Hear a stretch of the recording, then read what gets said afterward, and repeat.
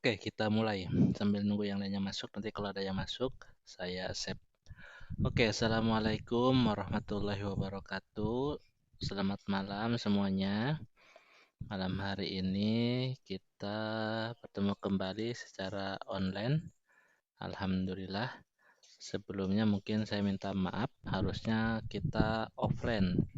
Tapi saya masih belum bisa ke kampus, jadinya kita online. Oke, untuk malam hari ini kita bahas tentang pemrosesan sinyal.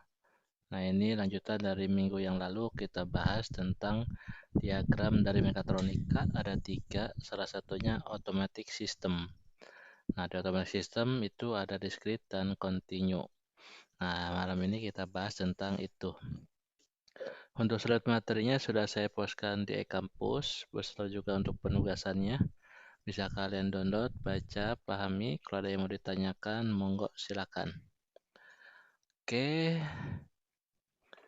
kemudian slide berikutnya ini tentang bobot penilaian untuk mata kuliah ini dan juga kontrak perkuliahan.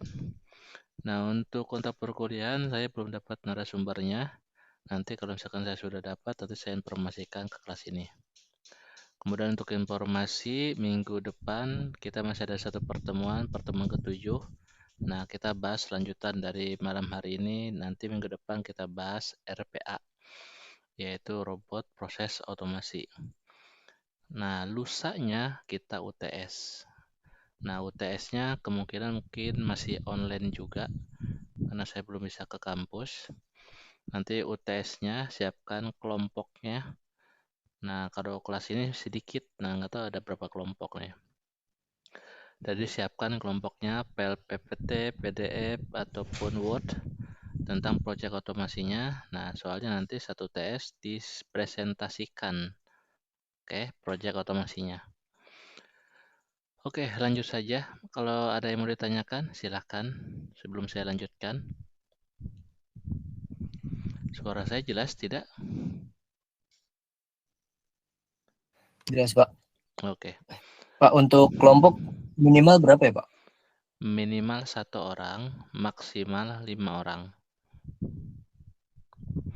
Jadi bisa Baik, Pak. sendiri, Terima kasih, Pak. ya bisa sendiri, berdua, bertiga, berempat, atau berlima.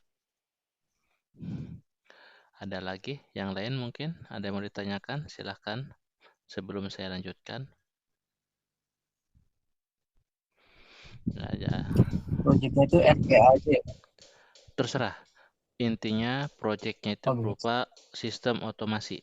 Automation system sesuai dengan mata kuliah ini. Jadi proyek otomasi sistemnya bisa menggunakan RPA, bisa menggunakan kayak semester yang lalu IoT tanpa ada jaringan ataupun dengan jaringan juga silahkan. Atau juga bisa berupa desain rancangan untuk mekanisme kerjanya. Kayak macam prototipe dengan robot atau prototipe mobil atau motor di mana konsepnya otomasi. Seperti itu. Oke, Baik, Pak. ya. Oke, kalau tidak ada akan saya lanjutkan.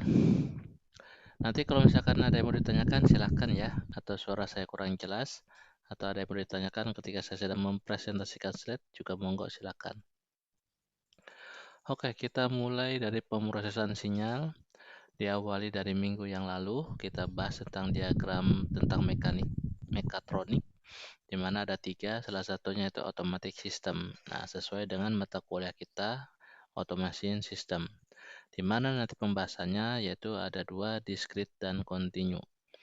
Nah, malam hari ini kita bahas tentang itu.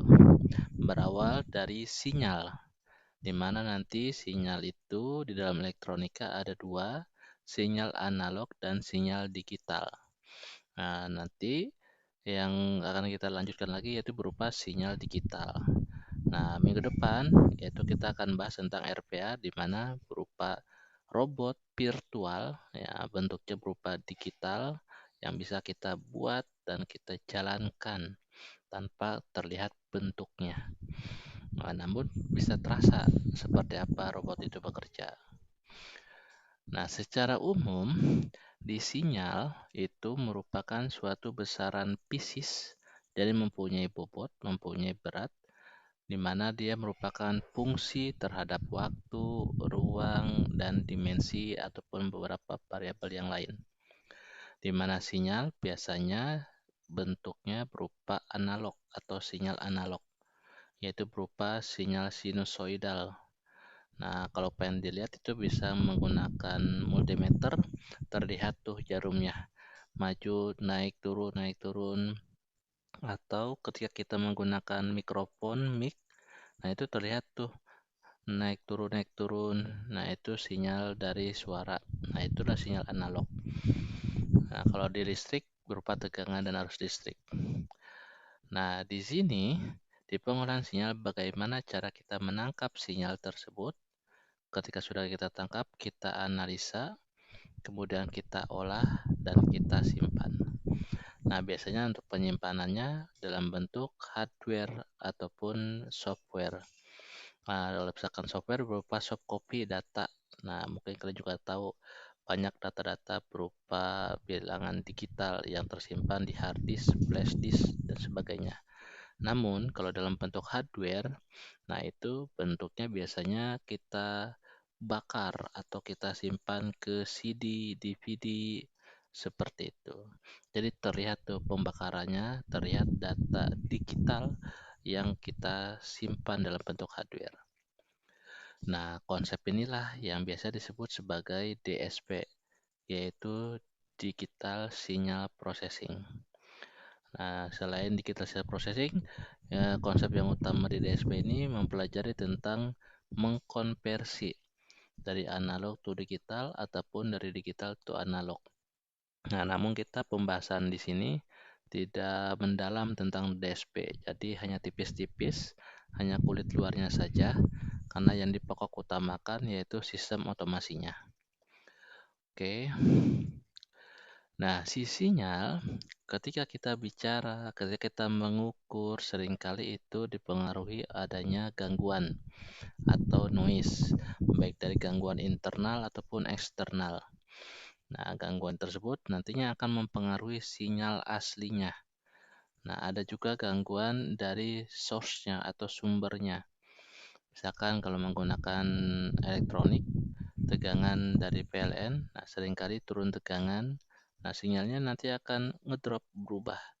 Ataupun dari baterai, aki, nah itu juga sama, kalau misalkan turun tegangan itu sinyalnya pasti berubah, yaitu disebut sebagai induk pickup.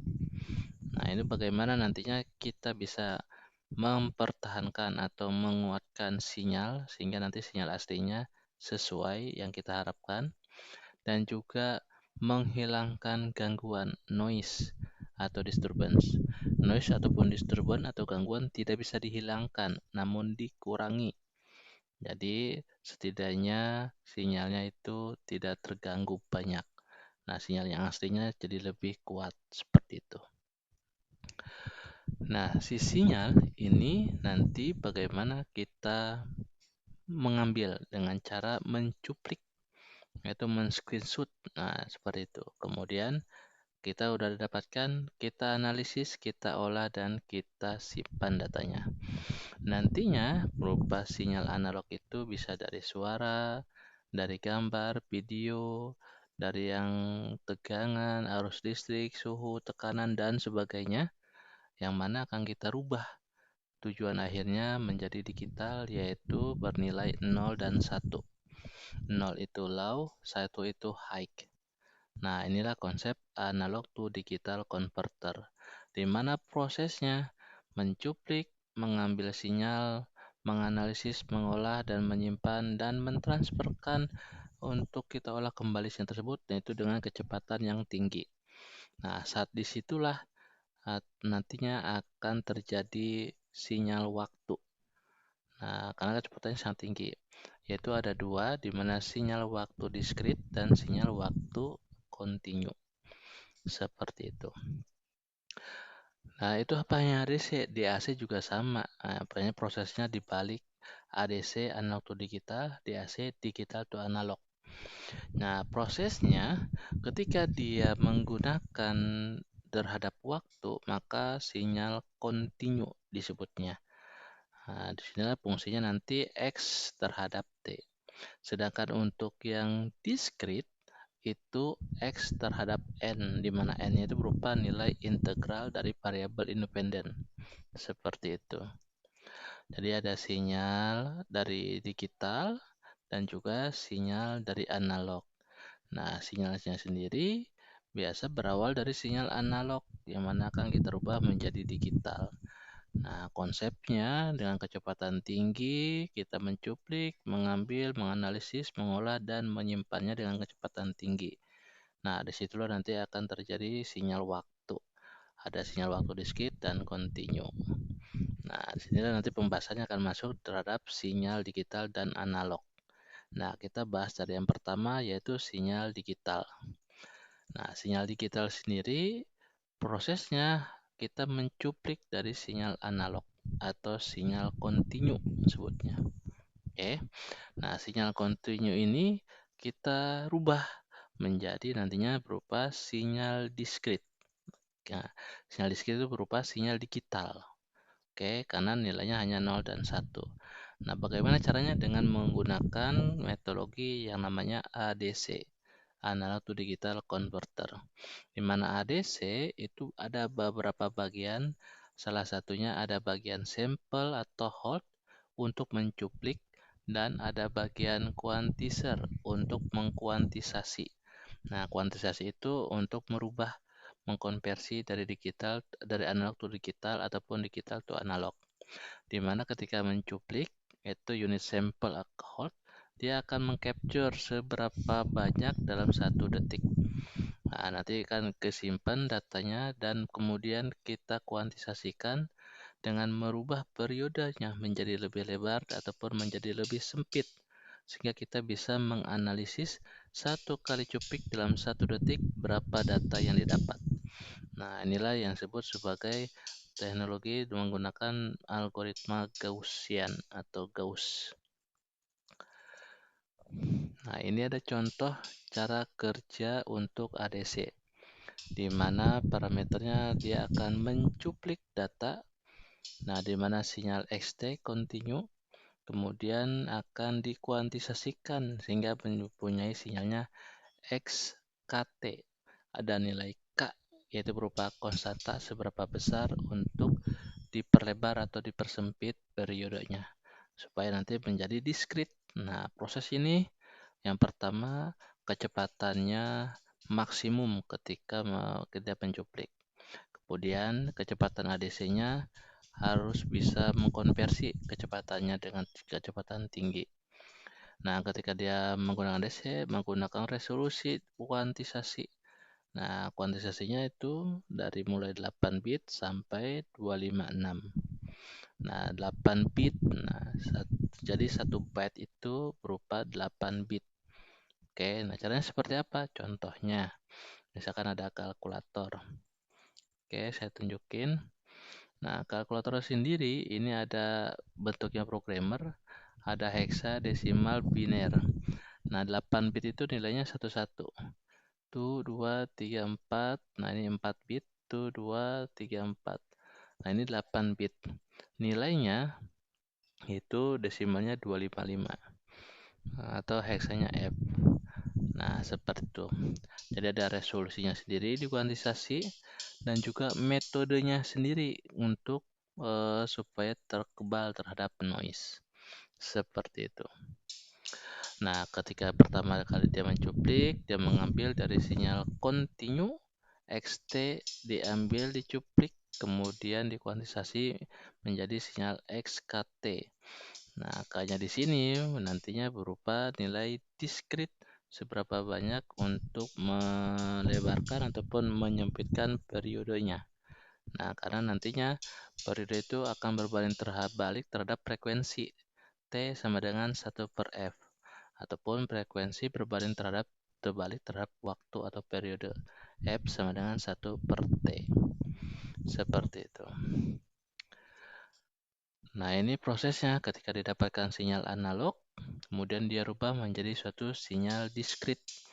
Nah, ini perubahan dari sinyal kontinu ke sinyal diskrit, di mana dia akan memproses sinyal tersebut dengan cara dari sampling, kuantisasi, kemudian menghilangkan atau mengurangi noise dengan menggunakan filter anti-aliasing, baik itu berupa LPF, low pass filter, ataupun HPF, high pass filter.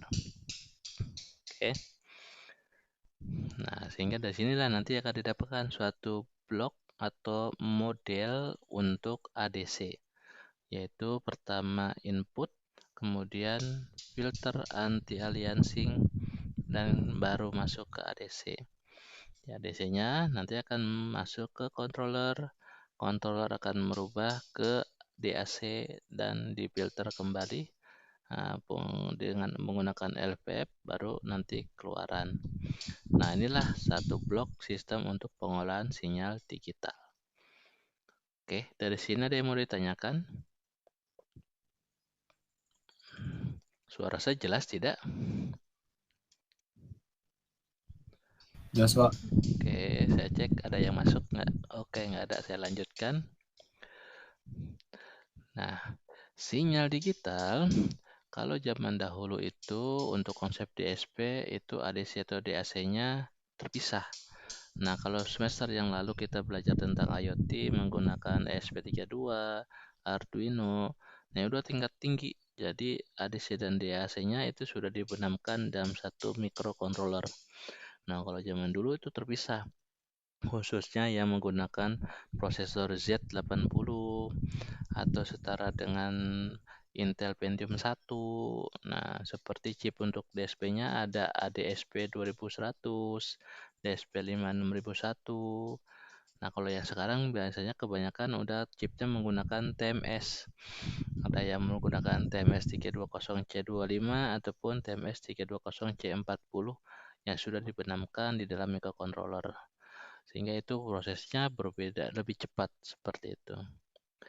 Nah, konsepnya di mana nantinya akan dia mengubah sinyal yang kontinu menjadi sinyal diskrit, di mana nanti akan menempatkan nilai biner 0 dan 1.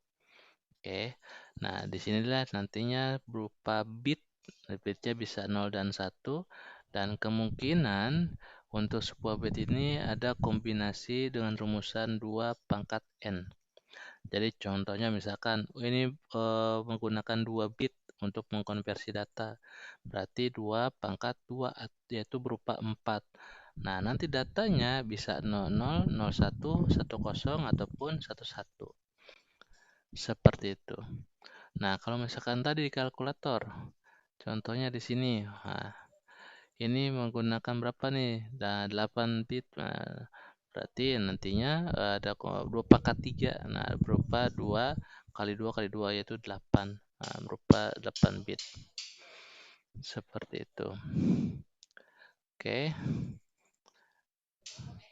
Kemudian, nah, di mana nantinya untuk penempatan 0 dan 1 untuk menjadi biner ataupun hexa itu dibatasi yang namanya jumlah bit. Nah, kalau lebarnya sendiri berupa periode dan jumlah bitnya berupa bandwidth-nya. Jadi ketika kita akan mengambil, yaitu ada berupa satu paket. Nah, paketnya tergantung dari bandwidth yang dikirim dan diterimanya seberapa besar. Nah, namun untuk digital sendiri ini ada keistimewaannya. Pertama, ketika untuk yang mengirimkan ini bisa dengan kecepatan yang sangat tinggi. Kemudian bisa berulang-ulang, mau kita upload, mau kita download, tanpa akan mempengaruhi proses yang lain. Kemudian informasinya mudah dan bisa kita dimodifikasi dalam bentuk apapun, dan jumlahnya bisa sangat besar sekali. Seberapa besar? Ketika dalam pengiriman sampai bisa 8 bit sampai 256. Nah, dari sinilah nantinya akan didapatkan suatu konsep konversi dari analog menjadi digital. Dari sinyal analog, disampling, dikuantisasi menjadi sinyal diskrit, baru dikodekan menjadi sinyal digital yang akan bisa kita olah ataupun kita analisis. Oke, dari sini ada yang mau ditanyakan? Jelas suara saya? Jelas, Pak. Oke, kalau misalkan ada yang tanyakan silahkan ya. Nah, ini ada contoh nih untuk pengcapture. Nah, kalau ada alatnya namanya osiloskop. Nah, osiloskop itu di zaman saya tahun 2003 itu harganya satu mobil kapsul, Toyota Kijang kapsul. Kalau sekarang mungkin bisa lebih murah ataupun mungkin lebih mahal tergantung dari fiturnya ya. Nah, jadi alat itu untuk menangkap sinyal analog bisa berupa suara ataupun gelombang ataupun elektronika yang lain. Di mana nantinya ada step yang pertama, sinyal analog atau sinyal kontinu tersebut akan dibersihkan dari noise. Kemudian untuk yang step yang kedua, dia akan mengenerate suatu nilai diskrit atau pulsa sehingga ada 01, 01, 01 untuk generate nilai diskrit. Dan yang step berikutnya di nomor 3, dia akan mengkuantisasikan, akan menyesuaikan diskrit terhadap sinyal kontinu yang sudah didapat. Dan nantinya sinyal diskrit kuantisasi ini akan dirubah menjadi suatu nilai biner ataupun heksa sesuai panjang bit dan lebarnya. Nah, makanya didapatkan suatu penilaian heksa ataupun biner 0 dan 1-nya. Nah, konsep inilah nanti konversi dari analog to digital. Nah, biasa menggunakan nama alat namanya itu osiloskop. Nah, disinilah nanti pengolahan sinyal processing itu dilakukan. Biasanya komponen-komponen di dalam satu osiloskop itu terdiri dari komponen digital, register, counter, decoder, dan yang paling mahal tentu otaknya, yaitu berupa microcontroller ataupun microprosesor untuk proses pengolahannya tersebut. Nah, ada pengolahannya ini itu nanti akan menghasilkan untuk yang suaranya akan menjadi lebih jernih, kemudian proses kecepatannya tinggi, kesalahannya sedikit, dan intinya bisa menyimpan data tersebut, kebal terhadap noise gangguan, temperatur, dan juga mudah pemrosesannya. Nah, disinilah nantinya sinyal digital bisa kita olah ataupun dibaca oleh si microprosesor ataupun microcontroller. Dimana kalau sudah dirubah menjadi suatu digital, dari analog ke digital, nah inilah pemerosesan DSP sudah dilakukan. Jadi konsep DSP-nya sudah benar. Nanti kalau misalkan untuk kebalikannya di AC, digital to analog, tinggal dibalik prosesnya, sama saja, tinggal dibalik. Nah, biasanya dilakukan untuk yang audio, suara, sonar, radar, kemudian gambar, video, bahkan sampai ke peralatan medis untuk mendeteksi detak jantung, tensi, gula darah, dan yang lain. Nah, itu ada konsepnya proses data seismik seperti itu. Oke, nah ini tujuan dari DSP sendiri, yaitu ada ADC, mengkonversi dari analog to digital dan digital to analog, di mana kelebihannya ini untuk sinyal digital lebih baik dibandingkan untuk yang sinyal analog. Nah, sinyal digitalnya sendiri kebanyakan dia membangun untuk perangkat keras, contohnya untuk sirkuit terpadu, yaitu berupa ASIC. Yaitu dipakai untuk kayak macam di VGA, jika nanti grafiknya menjadi lebih bagus, seperti itu. Bahkan juga ada yang digunakan untuk teknologi untuk komunikasi, contohnya FPGA, yaitu berupa gerbang pemrograman array. Ataupun untuk yang di industri, itu untuk yang motor robot-robot seperti itu. Oke, itu dari sinyal digital dan ini kelebihannya memiliki fleksibilitas, ketelitian, akurasi, dan toleransi yang baik dibandingkan untuk yang analog, di mana nantinya yang digital ini biasanya diolah, bisa kita analisis, kita olah, dan juga kita simpan. Nah, kemudian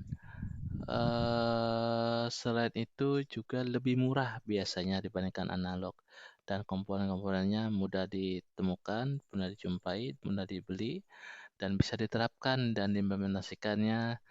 Namun dari itu semua ada keterbatasan, yaitu untuk kecepatan konversi. Nah, jadi ini tergantung dari hardware juga. Contohnya apa? Misalkan kita ada gambar ataupun video, data mining misalkan. Kita untuk mengambil gambar, mencari bentuk polanya. Nah, itu nanti kita training, kemudian kita testing, nah itu membutuhkan waktu. Di mana nanti akan berhubungan langsung terhadap prosesor, PGA, grafik, memori yang dipakai. Semakin bagus, semakin besar, semakin cepat. Namun kalau misalkan kurang bagus atau memorinya kurang gede, nah itu juga semakin lambat seperti itu. Oke, jadi ada plus minusnya ya. Nah, namun kebanyakan sih plusnya ada sinyal digital dibanding sinyal analog. Nah, berikutnya yaitu sinyal analog. Nah, sinyal analog sendiri tentu kita tahu karena ini merupakan awal, yaitu berupa sinyal kontinu, yang mana nanti akan membawa informasi tentang karakteristik gelombang. Nah, ini bisa ditransmisikan bisa lewat suara, gambar, video. Nah, kemudian biasanya sinyal untuk analog ini mempunyai parameter yaitu amplitude dan frekuensi. Jadi kalau misalkan kita cek, misalkan cek sound, tes 1 2, nah itu bisa mengejas amplitudenya sehingga nanti frekuensi yang didengarkan sesuai dengan telinga kita. Itu tidak mendesing atau enaklah didengar. Seperti itu. Nah, namun di antara itu semua banyak kekurangannya dibandingkan untuk yang sinyal analog. Nah, makanya nanti kita akan belajar lanjut ke sinyal digital minggu depan, yaitu berupa RPA, di mana akan kita pelajari hardware dan software untuk sinyal digital. Nah, salah satunya untuk yang software itu RPA, Robot Proses Otomasi. Nanti ke hardware-nya mungkin berupa PLC ataupun microcontroller ataupun microprosesor yang lain seperti itu. Nah, kenapa si analog kurang? Karena si analog ini yaitu transmisi datanya ada ketergantungan terhadap jarak. Nah, konsepnya untuk mentransmisikan data, untuk mengolah data menggunakan teknologi algoritma Fourier atau orang sebutnya transformasi Fourier. Nah, di mana semakin jaraknya jauh, maka risiko kehilangan data ataupun datanya hilang atau kecil itu bisa terjadi. Contohnya misalkan di PLN atau di Telkom ataupun di kereta api. Nah, dia menggunakan transmisi menggunakan kawat tembaga. Nah, kalau di PLN itu pakai arus jala-jala, kalau kereta api pakai kawat yang ada di rel, kalau Telkom pakai kawat tembaga. Namun di Telkom sudah ganti ke fiber optik. Nah, itu menggunakan PLC yaitu Power Line Carrier. Nah, di sinilah nanti ada parameter yang ketiga selain amplitude dan frekuensi yaitu berupa fase. Nah, ini di sini nantinya bisa kita transmisikan data menjadi lebih cepat, namun juga sama ketergantungan terhadap jarak. Semakin jaraknya jauh, semakin riskan. Selain itu juga gangguannya itu bisa dari eksternal, dari alam. Bisa mungkin hujan, kebanjiran, petir, seperti itu. Bahkan mungkin kecolongan. Nah, ini ada konsep kalau misalkan sinyal analog, contohnya dari suara masuk ke mic, kemudian ke ADC dan DAC, baru transmisikan ke speaker untuk menghasilkan suara. Di mana biasanya itu konsepnya dari analog dirubah ke digital, baru kemudian digital dirubah lagi ke analog, yang mana akan dikuatkan kembali dengan menggunakan dioda, transistor, seperti pertemuan yang awal tentang komponen aktif dan pasif, yaitu sebagai penguat ataupun amplifier. Seperti itu. Nah, kerugiannya selain itu, dia dalam pengirimannya semakin jauh, semakin tenaganya berkurang. Kemudian juga noise untuk gangguannya bisa terjadi karena internal ataupun eksternal. Nah, seperti itu. Oke, selesai untuk pertemuan malam hari ini. Nanti kita lanjut di minggu depan, kita bahas dari sinyal digital yaitu berupa RPA. Nah, minggu depan kita sudah mulai RPA, yaitu kita membuat robot proses otomasi berupa robot virtual.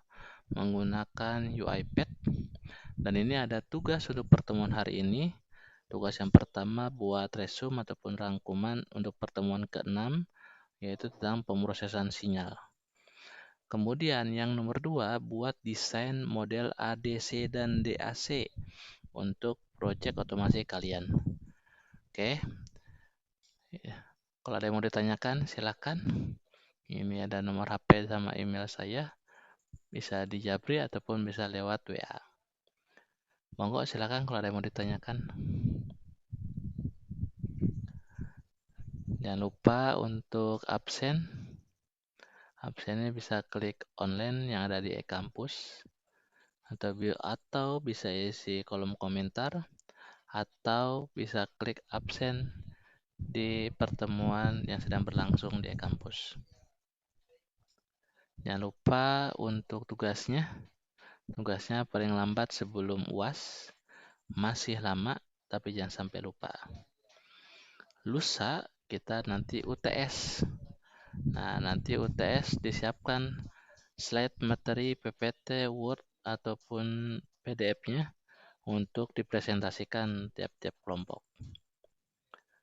Oke, silakan kalau ada yang mau ditanyakan.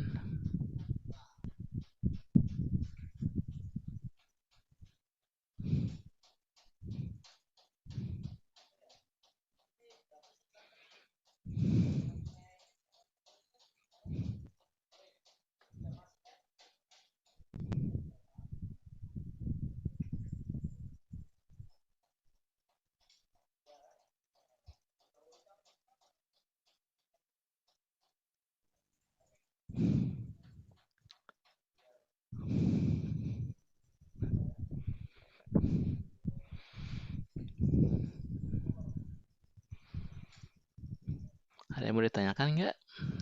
Suara saya jelas tidak? Jelas, Pak. Hmm. Bisa. Kalau RPA ada rancangan DAC sama ADC-nya juga, Pak. Nah, cakep. Nah, di RPA juga ada DAC dan ADC-nya. Jadi yang pertama tentu yang ADC. ADC-nya dari analog to digital. Nah, contohnya di RPA, misalkan inputannya berupa gambar. Jadi berupa PDF atau berupa gambar. Nah, itu kan bagaimana caranya kita mengambil data. Nah, itu konsepnya. Dari yang analog kita rubah dalam bentuk digital nantinya itu seperti ada mode computer vision. Nah, jadi untuk daerah ini itu kita capture untuk pengambilan datanya. Jadi dia tahu, oh ini data apa, ini data apa. Nah, konsepnya nanti juga sama, dia akan merubah. Itu harus tahu yang namanya ASCII code. ASCII code itu berupa seperti ini. Karena ketika kita menginputkan data itu tidak bisa harus digital juga. Kadang data kayak invoice nih. Invoice yang jadinya berupa PDF, pas dibuka PDF-nya nggak bisa diedit, sama kayak capture gitu. Nah, itu harus kita rubah dulu, harus kita ada maintenance-nya, ada perlakuannya. Kemudian Itu masuknya analog, berarti data analog ya, Pak? iya, Kalau PDF. iya. Jadi PDF tuh ada yang bisa kita edit, maksudnya kita ngambil datanya, ada yang nggak bisa juga loh. Jadi PDF-nya kayak macam nggak bisa di copy paste itu Di copy tulisannya. paste. Oh, Iya. iya. Jadi Kayak foto ya, Pak? iya kayak foto. Kan kalau misalkan kalian sering bermain PDF itu ada yang tulisannya bisa kita copy paste, ada yang nggak bisa. Nah, yang nggak bisa itu foto biasanya. Nah, itu nah itu bagaimana caranya kita merubah supaya bisa kita copy paste menjadi digital supaya nanti bisa diolah sama si robot. Nah, itu yang konsep ADC. Nah, konsep DAC-nya ya kita rubah ke analog nantinya mungkin bisa kita simpan lagi ke PDF dalam bentuk capture atau kita ngeprint datanya ataupun kita simpan datanya dalam bentuk ke hardware seperti itu. Bentar, ini kok error, tak buka dulu ya.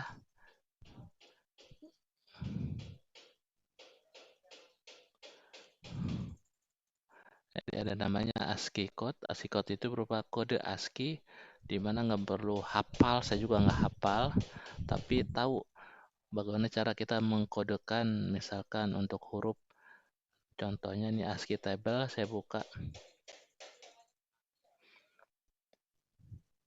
Saya nggak hafal, tapi tahu cara menggunakannya. Jadi huruf A, B, C, D, terus, nah ada kodenya sendiri.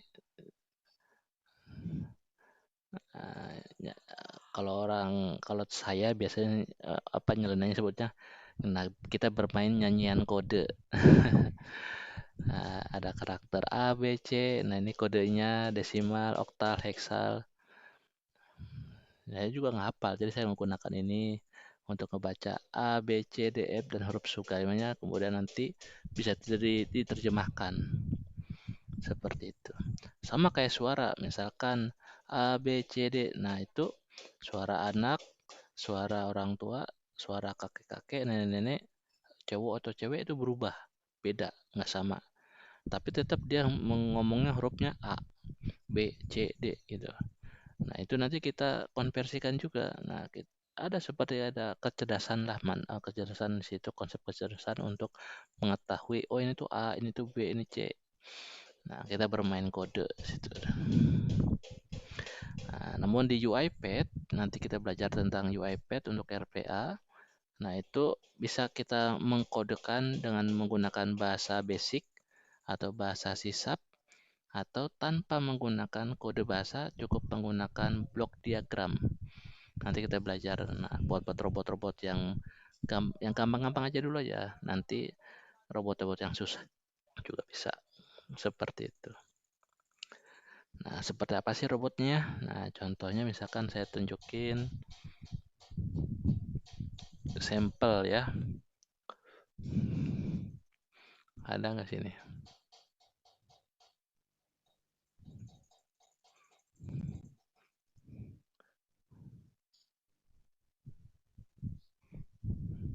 Bentar, kok lambat amat sini.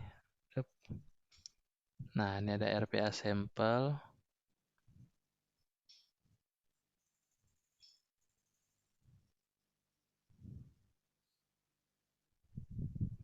Oke, nah contohnya ini ada robot untuk unicorn game generator. Nah, diketik namanya siapa?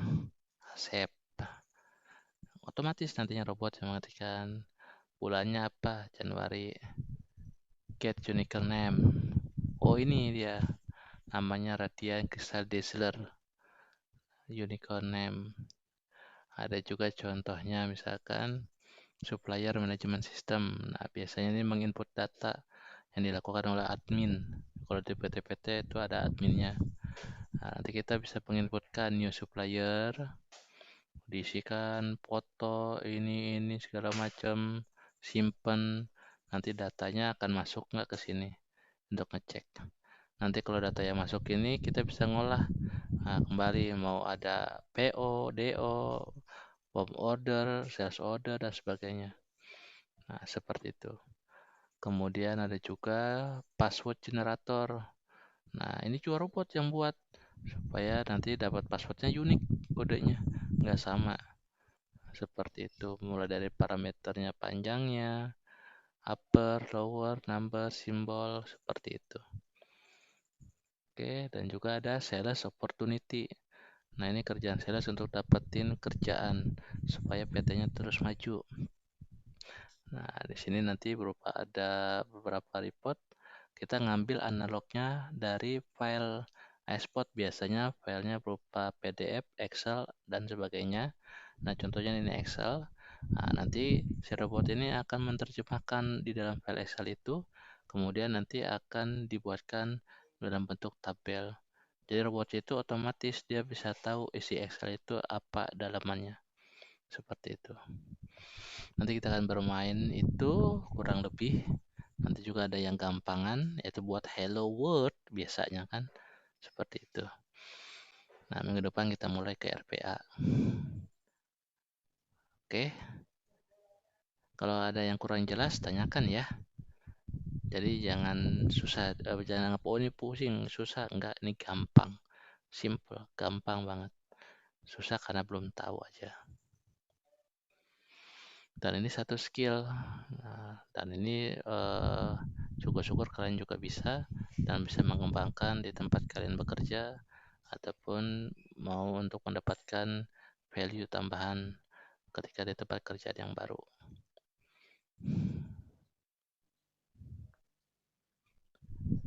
Enggak, silakan kalau ada yang mau ditanyakan.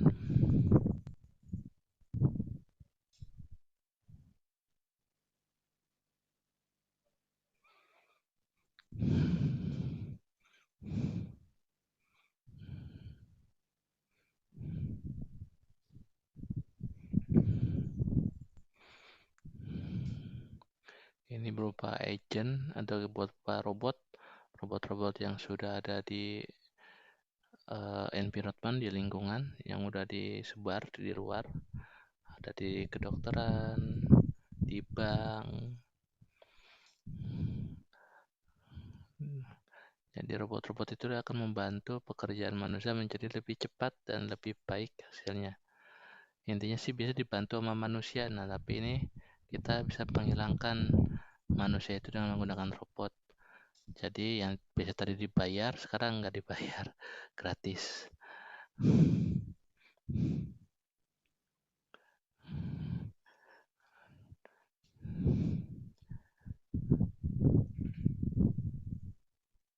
Oke, ada lagi yang mau ditanyakan? Itu project-project tadi dibuat pakai UiPath semua, Pak? Iya, betul. Case study nih, UiPath.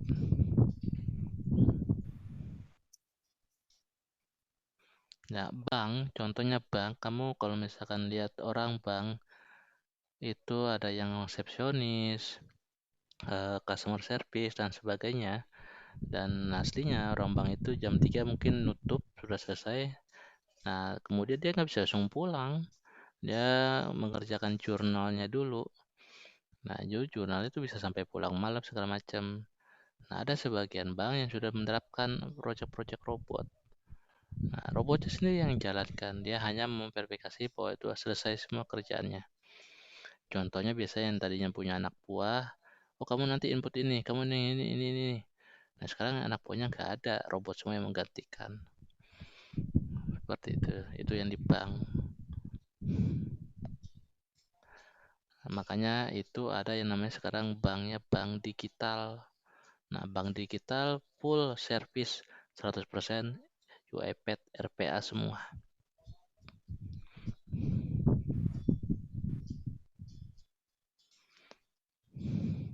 Oke.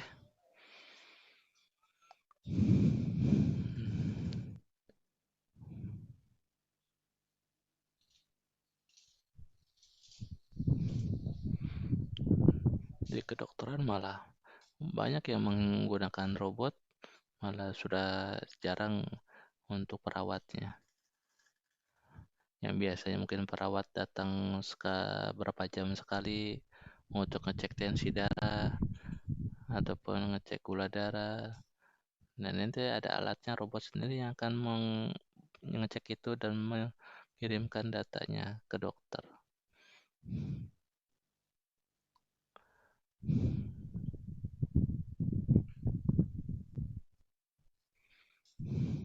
Apalagi tempat yang kayak gini nih, transportasi, khususnya di pesawat.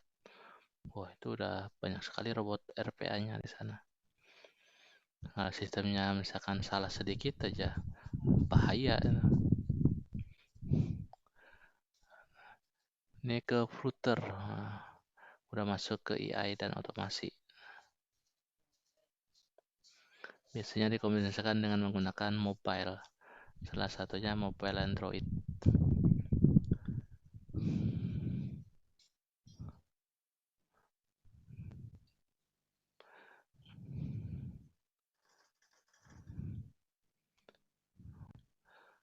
Oke.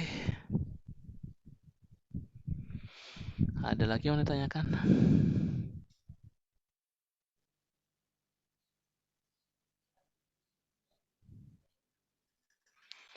Oke, kalau tidak ada, kita ketemu lagi nanti minggu depan.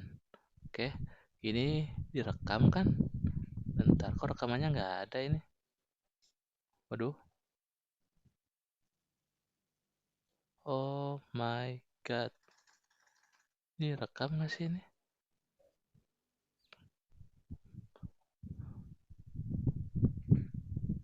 Oh, direkam. Oke. Alhamdulillah direkam. Tapi kayak rekamannya nggak jalan. Oke, kalau misalkan tidak ada yang ditanyakan, kita ketemu lagi nanti minggu depan. Kita bahas RPA di pertemuan ke-7. Kalau misalkan ada yang mau ditanyakan di luar jam kuliah, monggo silakan.